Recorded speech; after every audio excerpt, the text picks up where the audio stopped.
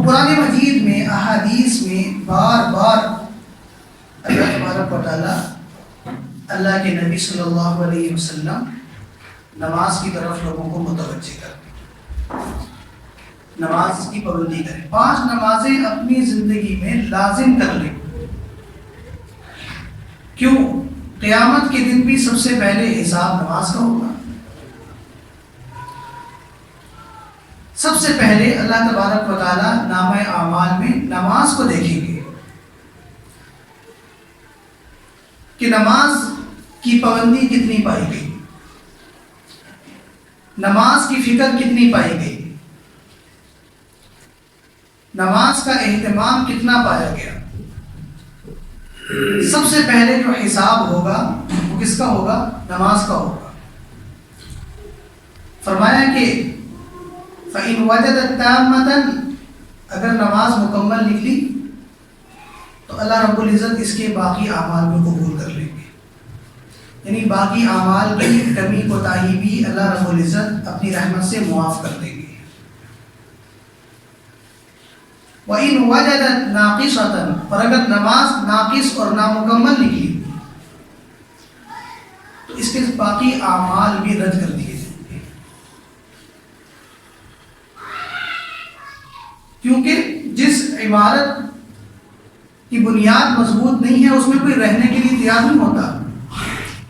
تو جس انسان کے اعمال میں نماز ہی نہیں ہے اس کے اعمال کو قبول کرنے کے لیے اللہ تیار نہیں ہوں گے۔ کچی عمارت میں اور آپ خریدنے کے لیے تیار نہیں ہیں تو اللہ کو سے کیسے گمان کیا جا سکتا ہے کہ وہ ہمارے اسلام کی کچی عمارتوں کو قبول کریں گے، ہمارے ایمان کی کچی عمارتوں کو قبول کریں گے؟ جب بعض انسان زندگی میں بہت ساری نیکیاں کر رہے ہوتے ہیں لیکن نماز نہیں پڑھتے، دیکھے ہوں گے نا آپ نے ایسے لوگ، ان کی زندگی میں بہت ساری نیکیاں ہوتی ہیں اور لوگوں کا خیال بھی رکھتے ہیں، ان کے اخلاق بھی بڑے اچھے ہوتے ہیں، بول چال، گفتار، رہن سہن سب بہت خوبصورت اور عمدہ ہوتا ہے، پیارا ہوتا ہے، لیکن ان کی زندگی میں نماز نہیں ہوتی، نماز کی پرواہ نہیں کرتے۔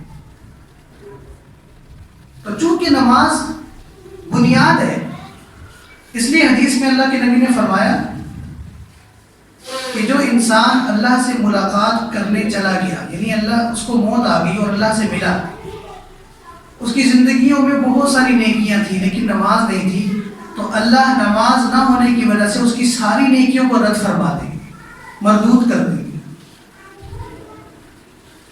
کہ کچی عمارت جب انسان کو قبول نہیں ہے تو اللہ کو قبول بھی نہیں ہے۔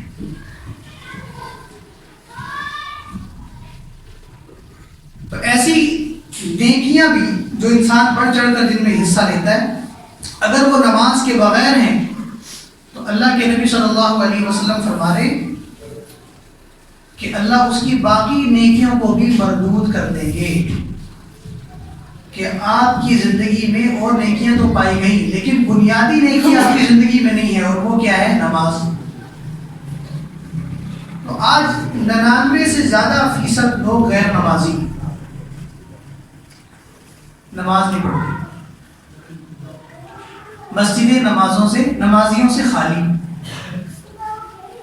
بھرے بھرے علاقوں میں، گنجان علاقوں میں، جہاں ایک ایک گھر میں 15 20 لوگ رہتے ہیں، لیکن نماز کے وقت ان میں سے ایک بھی نماز کے لیے مسجد میں نہیں آتا۔